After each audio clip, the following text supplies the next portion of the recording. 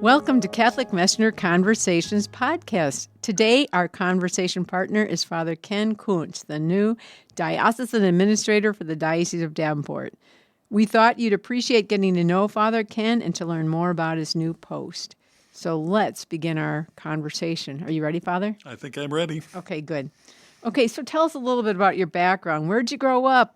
When did you feel the calling to the priesthood, and where'd you go to college? All that good stuff. Wow. Okay. Well, I was born on March 25th, 1951, which is the feast in the Catholic Church of the Annunciation, which, of course, is 12 months before Christmas, 9 months before Christmas. And but I was, and on that day and on Christmas, we genuflect when we say the creed. The Word became flesh, dwelt among us. So I always tell people we genuflect on Jesus' birthday and on my birthday. Man. March 25th. But I was actually born on Easter Sunday. So that was another kind of an interesting thing, 1951, and it's not happened since. Wow. And it won't happen until about 2033, something like that. Oh, my God. My oldest son's birthday is on March 25th. Oh. Yes. Wonderful. Well, in a few years, he'll be able to celebrate it on Easter Sunday. Oh, my gosh. He'll be excited about that. Yeah. So I grew up in West Burlington. I went to St. Mary's Grade School. And then we lived out in the country, and we didn't have bus transportation. In those days, Catholic kids couldn't be taken on a public school bus. Oh. So I switched over to public school, junior high, graduated from Burlington High School in 1969. Oh. And then I came to St. Ambrose in the fall of 69, which was an exciting time. A lot of war protesting. In fact, they shut the school down early because of the violence at Kent State. When several students were shot to death. And that was your freshman year? That was my freshman year. So were you in the seminary at that point, or I was. And believe it or not, I had never been to St. Ambrose till the day I arrived. Oh, my gosh. I'd written to the bishop and said I'd like to be a seminary, I'd like to be a priest or whatever. And he said, well, just come to St. Ambrose. There no questions asked. No. Wow. I had a one-page thing to fill out. And oh, my gosh. And there were 62 seminarians at that time living on campus here. Who was the bishop at that point? Bishop O'Keefe. It was O'Keefe, okay. And there were so many seminarians in Hayes Hall, which is the building connected to the chapel, that two of them had to live in Ambrose Towers. Did you say there were 62? 62 seminarians. Can you imagine having 62 seminarians today? It's unbelievable.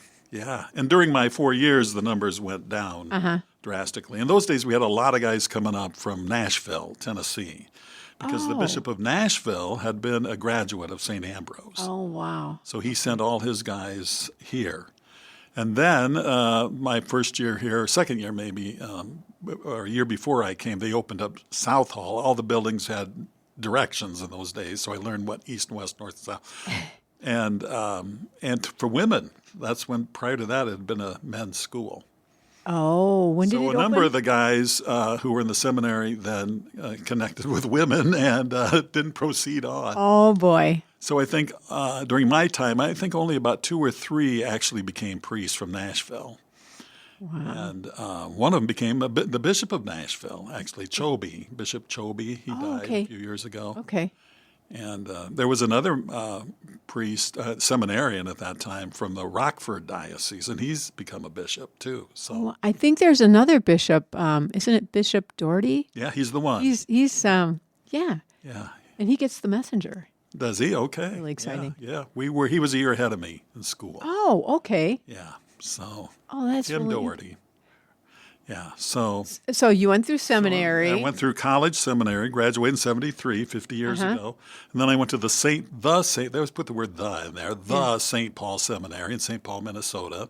Where I grew up, my hometown. Right, okay. The bishop offered us 3 choices, Rome, Louvain, Belgium, or St. Paul. Wow. And so I kind of wanted to stay in the Midwest and so on. So I chose St. Paul. So did Jim Verba. So the two of us went to seminary together, which was really nice. Was that a good place to do your seminary studies? It was fantastic. Yeah, really, really great. Midwestern, really great faculty. It was a great time to be in seminary. How many seminaries were there at that time? Do you remember? I think around 100.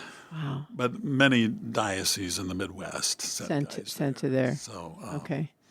So that was great. I was ordained to the priesthood May 28th, 1977. Oh, okay. And then my first assignment was St. Joe's in DeWitt.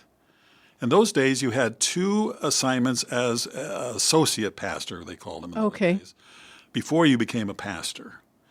And each of those stints, so to speak, were 5 years. So Oh, wow. things have really changed. But I was at St. Joe's for 5 years, which was wonderful, and wonderful pastor, Father Tony Conrad. And then I went to St. John Vianney in Bettendorf. Oh, okay. And I was there for 4 years with the founding pastor, Father John McGrath. And he had had 2 strokes and a heart attack before I got there. Oh, my gosh. So when I arrived, he called me, Kenny, you just take over, just do everything. I did all the Easter vigils, Christmas midnight mass, everything, because he would go to bed at 8 o'clock at night. Oh, wow. So it was just a lot of fun. I loved that assignment as well. And then in 1986, I became pastor for the first time at St. Andrew's in Bluegrass, and then St. Peter's in Buffalo. Now, would they build the church at St. Andrew when you were there? Yes. 1991, we built the new church. So that was exciting because they had Mass in a parish hall. Okay. And St. Andrew's, at that time, every Thursday night they had bingo. So on Sunday, we'd have to announce to the people, coffee and donuts will be served, and then please help us set up the tables for bingo. So the people would set up the tables for bingo. And it was just, it was an exciting time. But so It's I would a go. really nice looking, they built a nice church Good, there. thank you. Yeah. It was, and we built that new church for $701,000. Wow. That was it. Can you imagine that today? We broke ground on August 15th. And then we had the first Mass there at the Easter Vigil the following year. Oh, that's wonderful. And in those days, you could just start having Mass. As soon as the church was built, you started having Mass there. So our first Mass was the Easter Vigil. And then the bishop came out like in May and dedicated the church. Oh, because usually it's the other way around, isn't it? You can't do anything until it's dedicated. Oh, wow. But in those days, and the bishop... he just came out. He'd never had an MC, nothing. He did it all himself. Wow. Bishop O'Keefe was an amazing, amazing man. Wow. So where'd you go after St. Andrew then? Then I was on the personnel board. I've been on the personnel board for every bishop at one time or another. Oh, that's cool. And at that time, it was 1994. Uh-huh. And I was at the personnel board meeting with Bishop Franklin. Oh, okay. And he announced that St. Mary's in Iowa City was opening up. And so my parish was about 170 families. Uh-huh. St. Mary's in Iowa City was 1,700 families. Oh, what? In the course of the meeting, I was sitting there. He put his hand on my arm and said, "Would you go to St. Mary's in Iowa City?" And what was your response? Well, I was kind of speechless. He said, "You'll make a few mistakes, but it's all right." He said, it's just a few more hundred families than what you've got now. Oh, a little more than that. So, right. So, I mean, you make that vow of obedience to your bishop. So, okay, bishop. I think other guys might have been a little stunned that, suddenly I'm the pastor of St. Mary's, because it was kind of a plum parish, we might say, in our diocese. I think we were about the biggest parish, single parish in the diocese. The bishop must have known you. He must have saw something in you that, don't you think? I don't know. I mean, I hope so. But so I was there for 16 years. That's a long time for That's one. a long time. priest to get one assignment. Yes. How did that happen? And nobody else applied for it. Every year I thought, well, somebody's going to, say, I want to go to St. Mary's, Iowa City. Okay. Nobody did. Finally, after all those years, I knew I had been there long enough. Okay. And Father Tony Harold was a good friend of mine. Uh-huh. And he was leaving Clinton at that. He built the church in Clinton. Yes. And so we kind of talked. And in those days, it was just more casual than it is now. Yeah. And so when the time came, I applied for Clinton. Or I said I would be willing to go there. Oh, okay. I don't really say I want yeah. to go there, but I just said I'd be willing to go there. And that would have been Bishop Amos? Amos, I think, must have been the bishop at that time. Okay. So then I went to Clinton in 2010, Okay. and I was there until 2022. Oh, so you were there for 12 I years. was there for 12 years. I could have retired a year earlier when I hit 70, but I was on the personnel board at that time. I was the dean of the Clinton Deanery. I had one more year to go there. Oh, okay. And so I thought, well, I'll go an extra year, and then, I can turn all those jobs over to somebody else. So you retired in 2020? 22, right. How did you, you had COVID in between that. Was that a Oh, yeah. bear to my deal goodness. You came out one time for a mass when we did. started having mass again. Yes? All of those restrictions, and it was amazing. But we got through that. Yeah. And then I loved Clinton. That was just a great parish, great town. I liked everything about it. I have just been greatly blessed with my assignments. And then I have an apartment in Coralville because I got nieces and nephews there, and it's that's great. Connections and things. And they're very involved, like in the university, the plays and the musicals. Oh, that's They great. do a lot of music stuff. And you're still involved in some boards, even in retirement, right? I am, yes. Well, I am still on the review board for the diocese. Oh, okay. And what else am I on? Are you still on the personnel board or no? I am now, since I've taken on this new job. But, I think it was, and I thought I would be relieved of that when I retired, but Bishop Zinkin wanted me to stay on with that. So, so we meet now and again. What having been I'm a consultor, too. Okay. I forgot that. I was appointed a consultor by Bishop Franklin.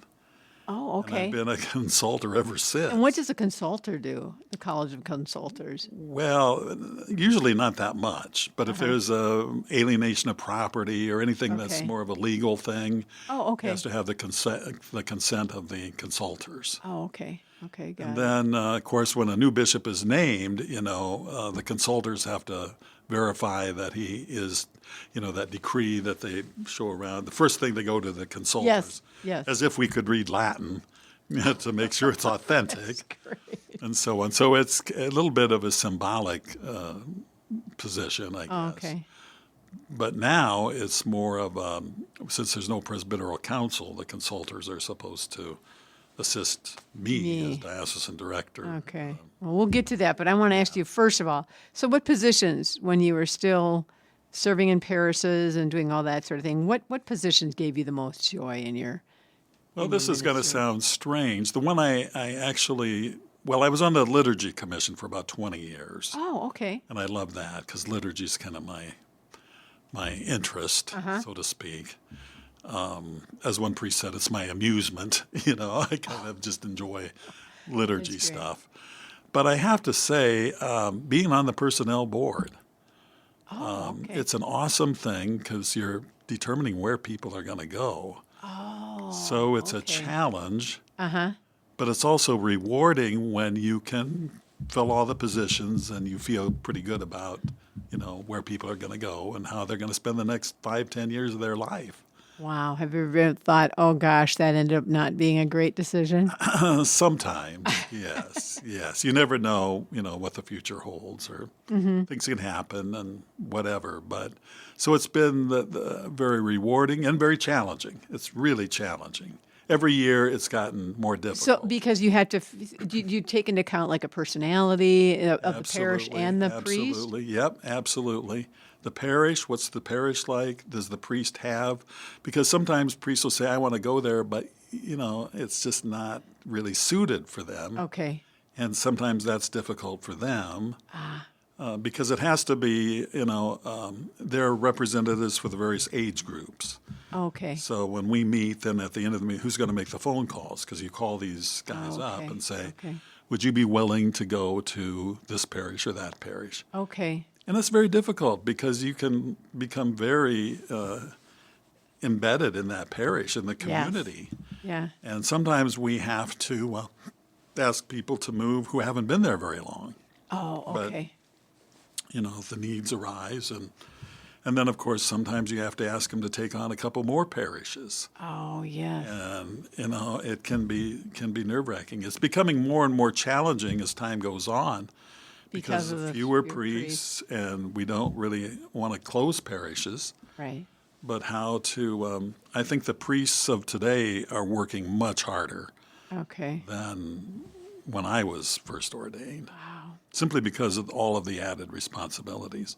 And in some cases, you might have 4 parishes.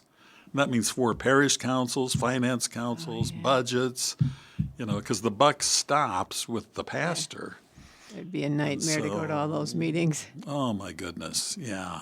Although Tell me, too, so what was the most challenging position, or would that be challenging, too? that would be the personnel board, both. Okay, so both a joy and a challenge.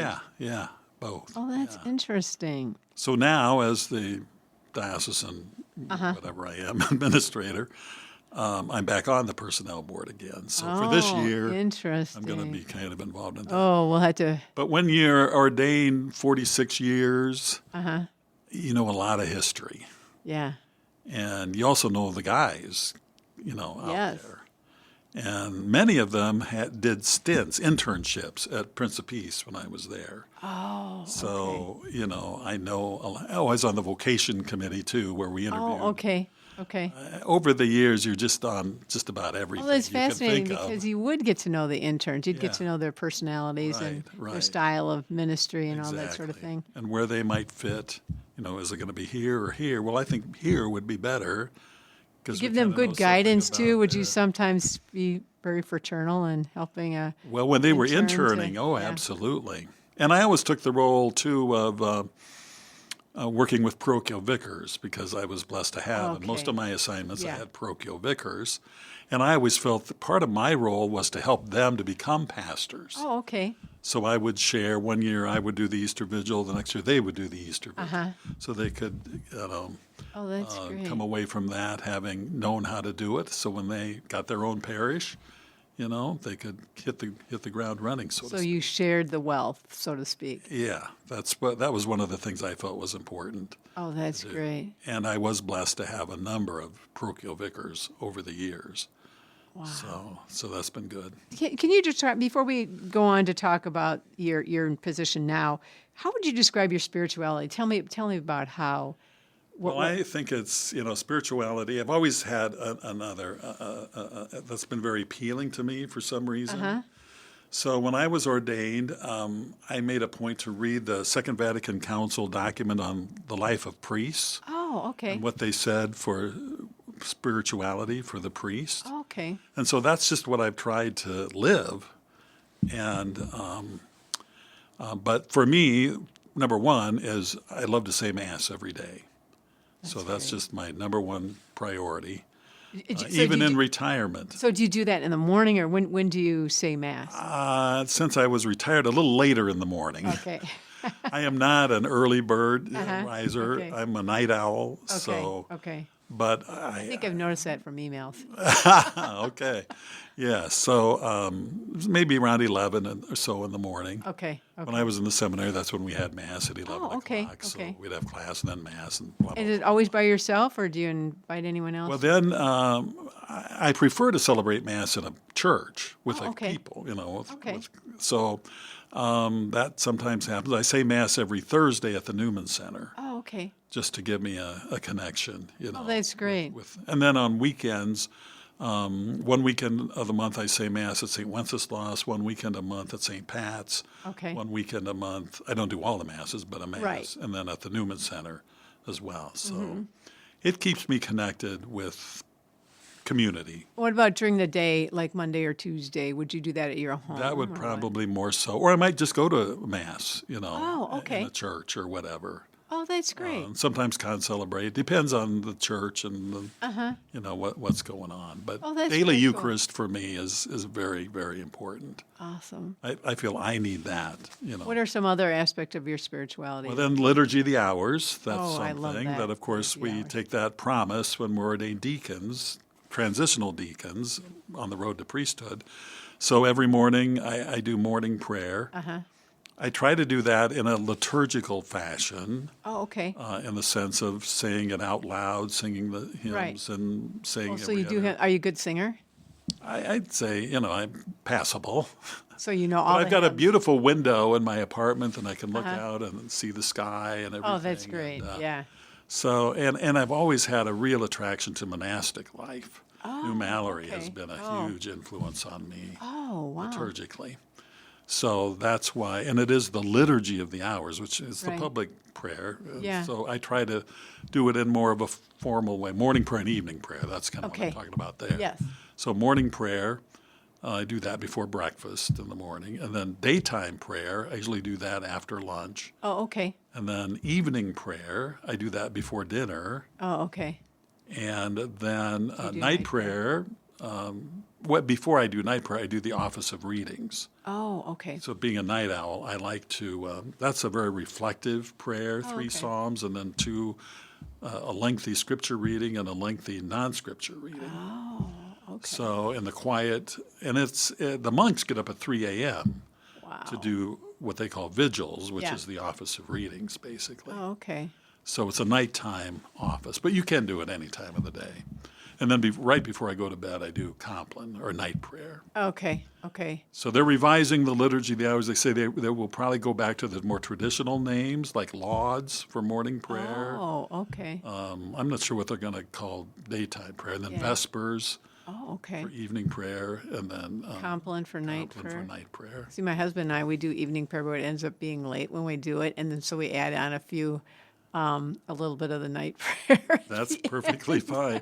Yeah, lay people are encouraged to pray Yeah. the Oh, I liturgy love of the the hours. liturgy of the hours. And just the way those psalms, it's amazing how you resonate, Yes, with what's they going do. on. Oh, yeah, they do. And I think those are the prayers that Jesus said. Yeah. Probably.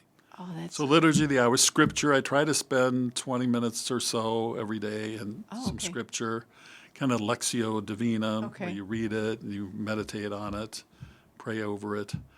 Because as a diocesan priest, or as a priest in general, really my number one task is to preach.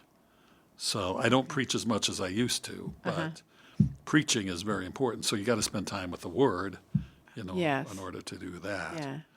And then some time in what the Second Vatican Council called mental prayer, which is a part of Lectio. The last part of Lectio is contemplation, where you're just Okay. resting in the presence of God, Okay. not saying a lot of stuff. So the components of mental prayer, or Lectio Divina, are divine Okay. reading, and then meditation, and then prayer, and then contemplation. Okay. Contemplation is hard because I think I'd fall asleep, actually.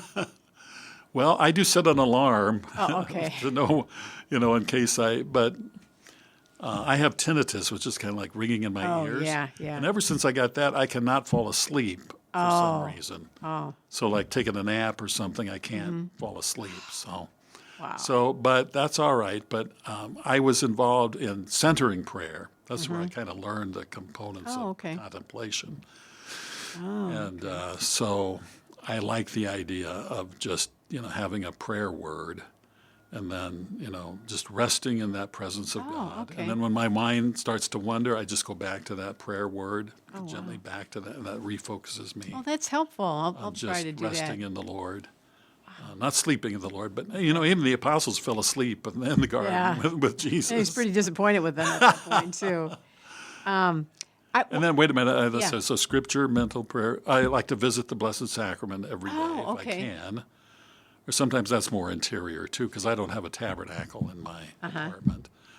And then I pray the rosary every day. Oh, okay. Usually when exercising, I like to go for a Yes. walk and pray the rosary. Yeah, For okay. me, that's just kind of Yes. a nice thing to do. Yeah. And then Where do you go walking? along the river by Hampshire. that's nice. I love it down there. Is that the Iowa River? Yep. Okay. Yep. Sometimes I go across the bridges and Yes, back around, yes. or sometimes I go the other way where the ducks and the geese are. Oh, nice. So yeah, I love that. If I can't exercise, there is an exercise room where I live, yeah. and then I also do exercises in my room. I got a little mini rebounder that I can run in place. So I try to do a half an hour every day Oh, that's good. of exercise, because Yeah. that to me is Really important. crucial. Yeah. Oh, yeah. And then at the end of the day, I do something called an examen, where you go over kind of the events of the day. Yeah. Not just where did I sin, but where was I blessed? How did God bless Yes. me today? Yeah. And then, how can I do better tomorrow? So, I've been trying to put that practice into my end of my day, but I've been having a little struggle with it. well, when you're tired, Yeah. it's kind of hard. But again, because I'm a night owl, it's easier for me, Okay, I think. okay. But Well, maybe I'll try to get back to that. so those are the things I don't always accomplish all of them every Mm-hmm. day, but I've just tried to stay with that probably for the last 40 some years. Wow. Yeah. That's And amazing. it breaks it. Now, some guys are into the holy hour to spend. Uh-huh. I'm amazed at some of these young priests. They're out there in the church at 6 a.m., praying a holy hour. It's never, with my schedule, I do Yeah. more bits and pieces Uh-huh. rather than a holy hour. But, Yeah. whatever works. I mean, Wow. I mean, that's the you thing. certainly are intentional in your spirituality. That's definitely, yeah, because I just don't want to, because I'm afraid if I start to let it go, it could It'll go. Somebody said one time, priests who leave the priesthood, the first thing they do is stop praying the liturgy of the hours. Oh, wow. So, and I want to be close to the Blessed Mother, protecting me and Oh, that's everything. great. Oh, that's awesome. So that's kind of part and parcel of I want to ask you just before, we've just got a few minutes, but I was just wondering, what was your reaction to your nomination and election as diocesan administrator? Well, I knew I was one of 8. I think there are 8 consultors going Uh-huh. in there. So you always think, that could happen. Uh-huh. And I've been in enough things to know, like this personnel board, would you be the chairperson of the board? Right. Or Presbyteral Council, would you be the chairperson? So I've had that happen to Yes. me before. But I was certainly thinking there were others that I thought I'm going to really encourage them. And then all of a sudden, somebody mentioned my name, and the next thing I knew, I was it, just like that. And then they said, "Would you do it?" And once you say yes, immediately you're the one. I mean, Yes. there's no returning That's from right. that point. So right out, they all got to go home, and I had to go upstairs and sign all my these God. papers and let the. I understand they Papal told us nuncio that know. one of the criteria they said to be the diocesan administrator, you were going to have to do what? We learned to do. Train for. Oh, train for the Ragbri, yes, because, there's no way on earth that I'm going to follow in Bishop Zincula's footsteps. I mean, he was phenomenal, but I do definitely have a new appreciation of everything he did. Oh, I wondered about that. Wow.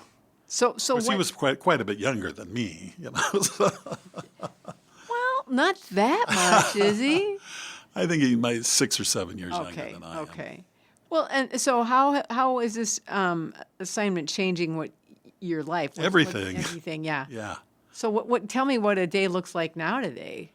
It's pretty much thankfully, I'm going to stay in Coralville as much Okay. as possible. I Okay. plan to come into the chancery once or twice a week to do what needs to be done. But, one of the good things that came out of the virus was Zoom.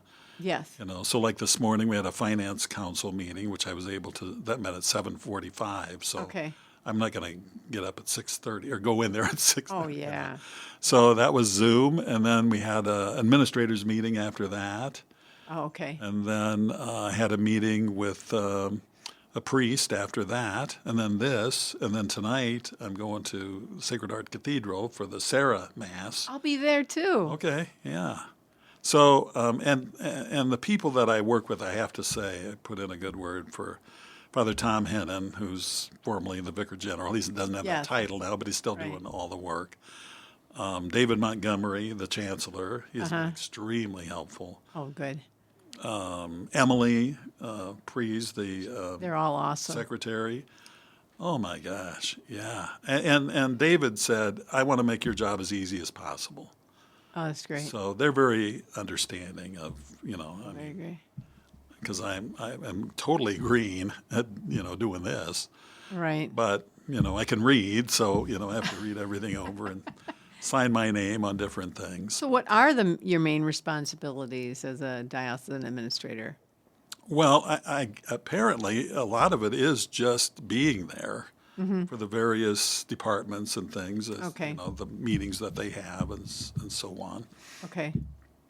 I would see myself as one who tries to offer as much encouragement as I Okay. can, and I'm not there to. I'm not Jesus coming into the temple to roll over the tables and stuff. Oh, okay. You I bet they're relieved about that. because that's not my role. I mean, I am not to initiate anything new or whatever Right. as a diocese. So, but just the stuff like for the finance council meeting today, I mean, there were probably 80 pages of Oh, facts wow. and figures. I mean, Tom Tallman, he's another one that's just Yeah.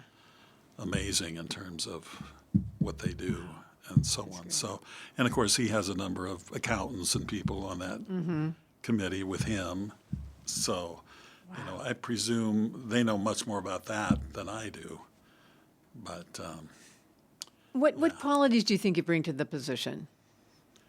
well, just experience, I guess. Okay. 46 years as a parish priest, you cover the whole gamut there. And I look at the diocese as being a parish family, so to speak, Right. a church. We call it the Church of Davenport. Right. So, but I've always been kind of focused, like Okay. the mission of a parish or even the diocese is to celebrate our faith. So that Right. connects us with liturgy and vibrant liturgy, or at least liturgy that, is part of that beauty thing, Right. truth, goodness, and beauty. So celebrate liturgy well. So celebrate the faith, live the faith. Right. And that gets into your whole outreach to the poor and, all of those ways that we apply the values of Jesus, as a community as well as individuals. And then thirdly, to pass the faith on. Pass the faith on. So that's your evangelization Right. piece and spreading Okay. the good news and all Okay. of that sort of thing. Okay.